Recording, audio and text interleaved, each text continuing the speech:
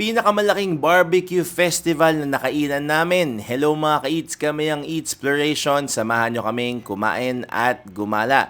Let's go! Punta tayo sa Soler Resort kung saan meron silang barbecue festival na nagngangalang Flame the World 2024 mga ka-eats. Nag-check-in na rin kami dito. Maraming salamat sa Soler Resort located sa Asiana Avenue, Parañaque City. Grabe mga ka-eats, sobrang daming barbecue at iba pang pagkain dito.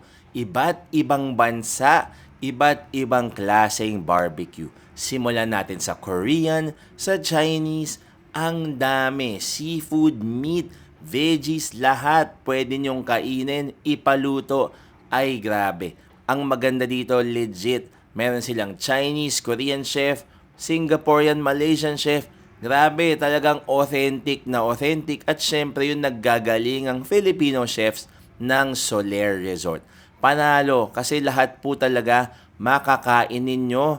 Lahat fresh na fresh nilang iniihaw at niluluto. Panalong panalo mga ka-eats. Grabe to. For only 5,888 plus. Bakit ko nasabing only? Sasabihin nyo na naman, napakamahal. Mahal po talaga siya. Pero sa sobrang dami po talaga ng makakain ninyo. At kung afford nyo naman, pwede talaga to as a once a year event. Kasi 2 nights only lang po ito na once a year. Nangyari po ito noong January 26 at January 27 dito sa Soler Resort sa kanilang pool area. Perfect na perfect yung setting kasi hindi masyadong mainit. Tapos sobrang nakakatuwa kasi talagang organized. Bawat station po merong utensils, merong plates, merong nag-a-assist. Ang daming chefs, ang daming servers na readyng tumulong sa mga pangangailangan ninyo. Panalong panalo itong hamon iberico na inislice talaga agad sa harap ninyo. Tapos meron silang iba't ibang station na may beer, may cocktails, may soft drinks, may juices at lahat po ito kasama na sa binayaran ninyo or sa babayaran ninyo.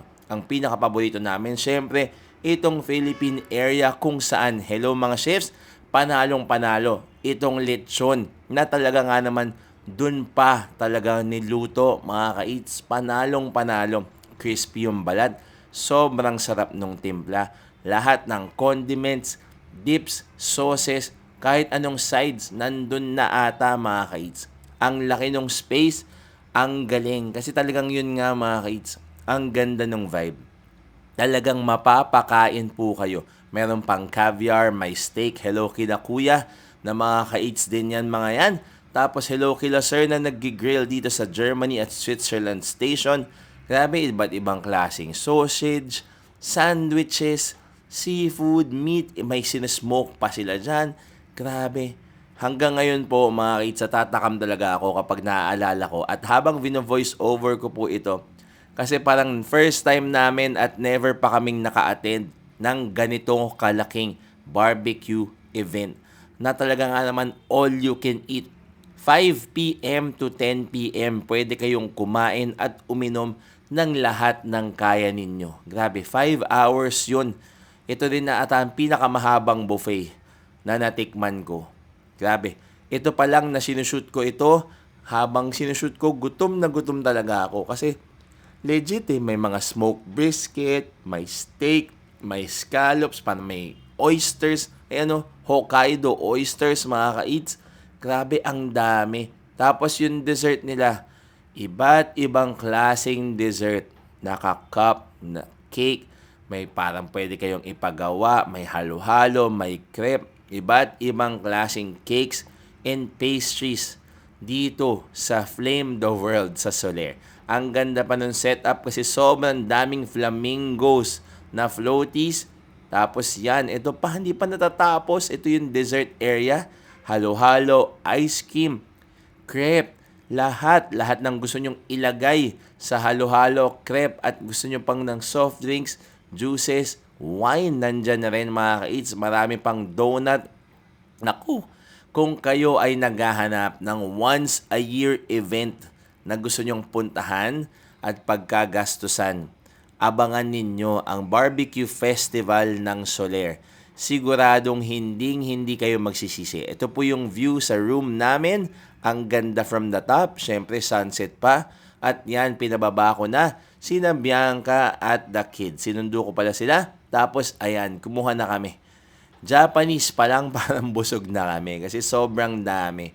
Talaga nga naman kailangan ninyo ng backup na tiyan para matikman lahat at para ma-enjoy lahat ng walang kabusugan.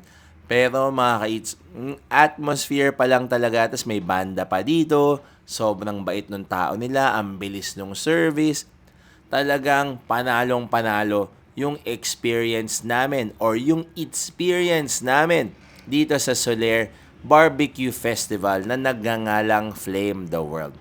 Ito, napunta pa ako sa may likod ng stage at nakinig sa banda na sobrang galing, si Sabor Latino. Hello po sa inyo. Tapos ito pa yung mga ibang pinagkukuha ko. Short rib, paella, may smoked beef. Grabe, talagang ang sarap. Si Bini napapasayaw na lang sa kanyang ice cream donut combination. Panalong panalo. Lahat po ata na nakita kong tao dun sa buffet, masayang masaya. Lalo na rin yung mga servers at chefs, cooks ng Soler Resort. Maraming salamat po sa pag-invite sa amin at sa event na ito. Panalong panalo. Pag-iipunan ko na po yung para sa 2025 dahil sobrang sulit at sobrang sarap po talaga mga ka-eats. Kaya kung kayo po ay naghahanap ng once a year lang na gimmick with your loved ones, pag-ipunan na agad itong Soler Barbecue Food Festival mga ka-eats dito lamang sa Soler Resort. Maraming salamat po sa panonood.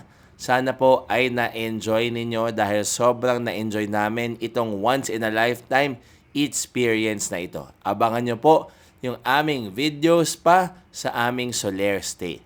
Maraming salamat po sa panonood. Until next time, bye-bye!